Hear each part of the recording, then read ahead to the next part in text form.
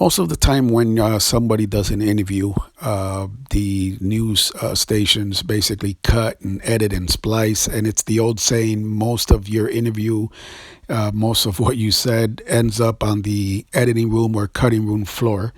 And especially nowadays with social media, you can do an interview like I've done countless of times for news stations or news stories with reporters and whatnot. And by the time you sit down and actually watch yourself and watch the interview you just did, everything is basically out of order, doesn't make sense, and you actually even question yourself sometimes, like, did I even say that? And that's because of the way they are rushing and basically cut down everything you said during the interview. So in this video, I'm gonna put in its entirety Brighton, New York Police Chief David Catholdi during a press conference a couple days ago about 24-year-old Angelina Griffin. She, if you've been following my updates, my videos, she is the predicate felon parolee who intentionally struck and killed Omar Coker. And this was last week.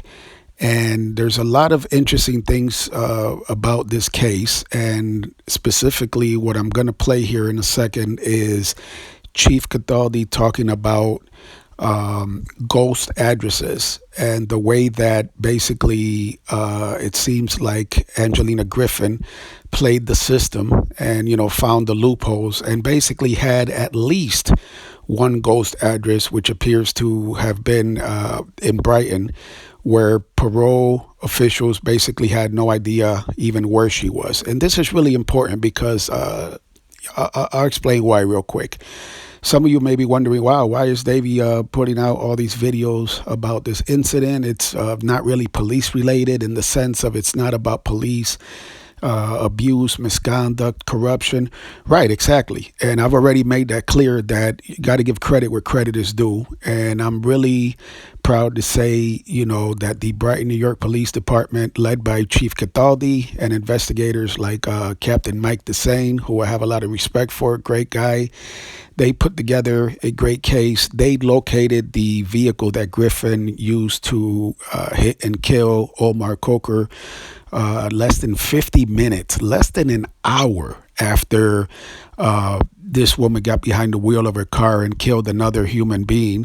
Brighton, New York Police Department had already located her vehicle, which is basically almost unheard of. We all hear about these cases, regardless where you are around the world watching this from. We all hear about these hit and run cases where sometimes it's not even, the case is not even solved, at least not for a while.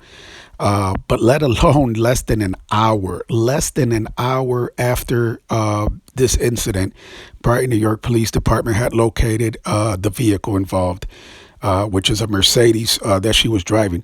Excuse me. So what's going on here is that she basically played the system. She was off the radar, and parole officials had no way of even knowing not only where she was, but what she was up to. And by now, we basically see what she was up to. There's also some reports that this may have been a robbery, several $1,000s that Mr. Coker may have robbed from her just before he was killed. She ran him down, according to police, it seems like as part of a retaliation or retribution for being robbed.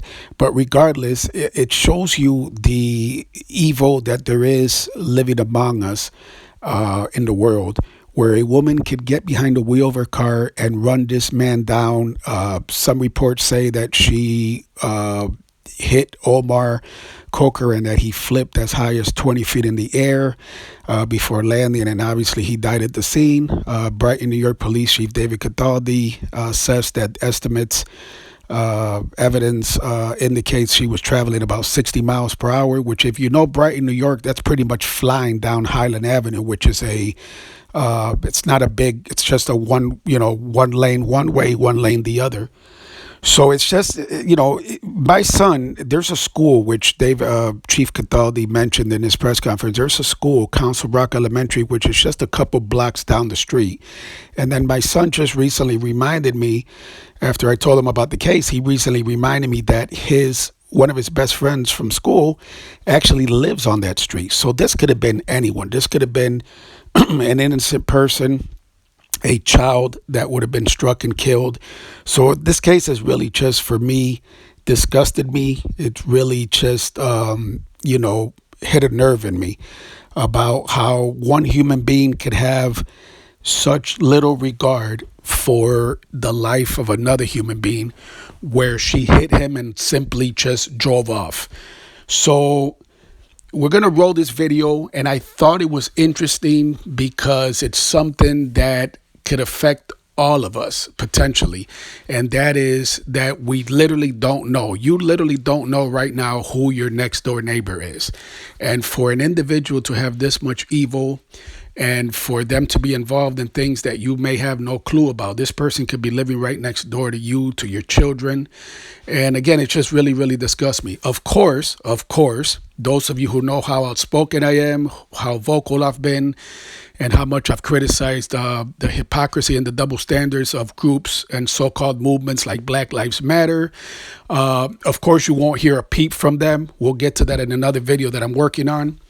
You won't hear a peep from Black Lives Matter or anyone denouncing this senseless act of violence. And by the way, yes, both the suspect and the victim in this case are African American. But you won't hear any of these so-called groups and so-called movements denouncing this violence. So again, great job to the Brighton, New York Police Department. And let's roll the video. So as you know, the Chiefs Association here in Monroe County has been very vocal sometimes about parole and parolees living in our community.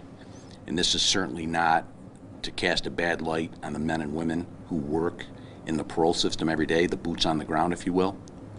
We believe that Ms. Griffin was using that East Avenue address in the Country Club Apartments, and this is my term, a ghost address. Parole had no idea that she was living there. And I know there's a lot of talk in the community about loosening some of the restrictions of paroles. And it's this type of conduct when parole officers don't know where their parolees are living and they can't monitor what they're doing. It only further leads them down the path of criminal conduct.